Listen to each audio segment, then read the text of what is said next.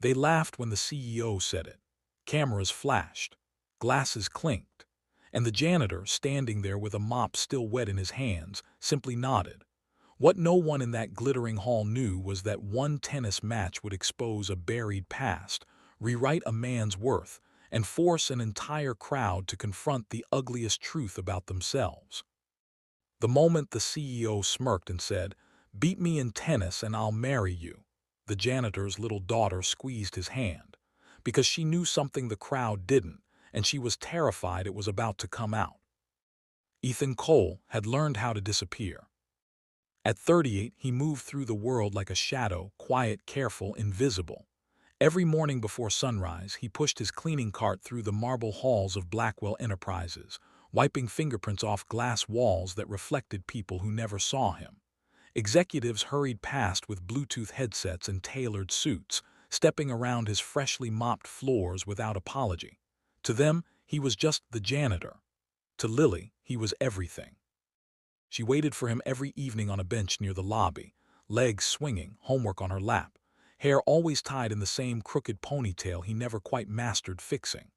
Her mother had died 5 years earlier, and since then, Ethan's life had narrowed to one purpose: keep his daughter safe, fed, and believing the world was kinder than it often was. That night, Blackwell Enterprises was hosting a charity gala, crystal chandeliers, a string quartet, champagne that cost more than Ethan's monthly rent. He had been told to stay out of sight, but Lily's babysitter canceled last minute and Ethan had no choice. She sat quietly in a corner, shoes polished, dress borrowed, trying to be small. Then came Victor Blackwell, the CEO himself, charismatic, wealthy, admired, and cruel in the casual way only powerful men could afford to be. Victor was holding court, boasting about his upcoming charity tennis exhibition. He was known for it, his private courts, his country club trophies, his belief that competition was proof of superiority. Someone noticed Ethan standing nearby. A man laughed, a little too loudly. "Even the janitor, here to watch you play, Victor." Victor turned, eyes flicking over Ethan's worn shoes, his uniform, the mop handle still in his grip. The room chuckled. Victor raised his glass. "You play tennis?" Victor asked, already amused by his own joke. Ethan hesitated. He felt Lily's eyes on him. "I used to," he said quietly. "That was all it took." Victor laughed openly now. "I'll tell you what," he said, voice ringing through the hall. "Beat me in tennis this Saturday and I'll marry you." The laughter exploded. Someone snorted, someone clapped, someone recorded. Ethan's face burned, but Lily's fingers tightened around his. She looked up at him, eyes wide, not with embarrassment but fear. Because Lily knew her father didn't used to play tennis, she knew he had stopped for a reason. The crowd expected Ethan to shrink, to apologize, to slink away. Instead, he straightened his back. "Saturday," he said. "I'll be there." The laughter faltered just a little. Victor smirked. "Good, don't forget your mop." That night, as Ethan tucked Lily into bed, she finally whispered the question she had been holding in all evening. "Daddy, what if they recognize you?" Ethan sat on the edge of the bed, his shoulders heavy with a past he had buried to survive. "Then," he said softly, "we'll face it together." Outside their small apartment, the city hummed, unaware that a forgotten name was about to return to the world, and that a game meant for mockery would become a reckoning. When Ethan stepped onto the pristine white court in borrowed shoes, the crowd laughed again, until his first serve cracked like thunder and someone whispered a name the world hadn't spoken in years. Saturday arrived with brutal clarity. The private tennis club was packed, executives, investors, influencers, all hungry for entertainment. To them, this was a novelty act, a rich man humiliating a janitor for charity. Phones were ready. Smiles were sharpened. Victor Blackwell walked onto the court like a king, waving, confident, adored. Then Ethan stepped out, no uniform, just plain clothes, borrowed racket, calm eyes. Lily sat in the front row, heart pounding.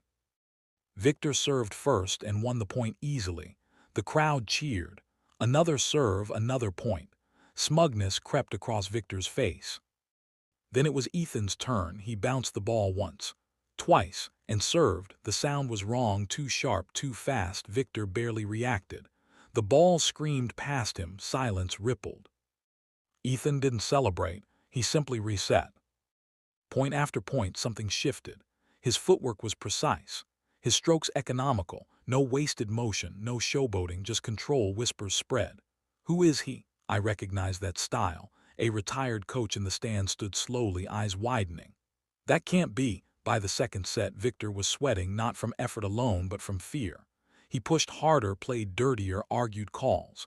Ethan remained steady, almost gentle, like a man who had already fought harder battles than this. Then the truth surfaced.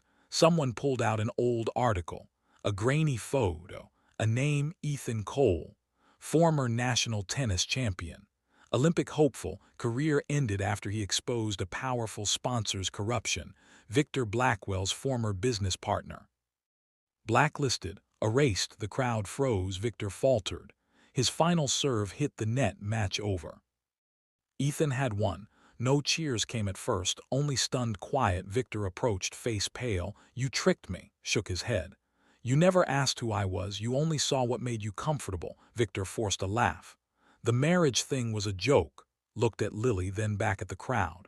So was this match, he said, but you all believed it because you wanted to. He turned to leave. That was when the applause began. Slow, uneasy, then overwhelming, not for the victory but for the dignity. In the weeks that followed, offers poured in. Coaching positions, apologies, interviews. Ethan declined most of them. He took one job, teaching tennis at a public school, because he didn't need revenge. He needed peace. And Lily, watching her father walk off that court hand in hand with her, learned a lesson no trophy could teach. You don't need the world's permission to be worthy. Sometimes all it takes is standing up, once, for the truth you never stopped carrying inside. Never measure a person by where you find them.